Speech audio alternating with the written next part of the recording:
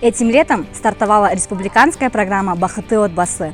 И одной из обладательниц долгожданной квартиры стала наша вкладчица Арзымова Алия по направлению «Многодетная семья», с чем мы спешим ее поздравить.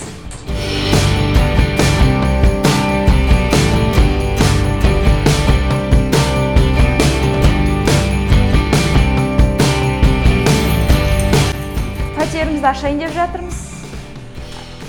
Өте қуаныштымыз. Аш. Ой, молодец! Ура! Ура! Ашу! Ади конфет!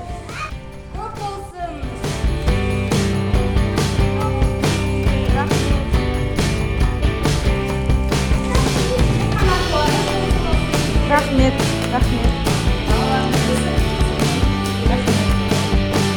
Хочу поблагодарить Жилстройсбербанк, первое отделение на Ауызова-Шевченко, которые до конца упорно с нами шли и нам дали сроки, чтобы мы нашли квартиру, да, в нужном микрорайоне. Нам удобно, чтобы все было, школа рядом, садики и поликлиника. Да.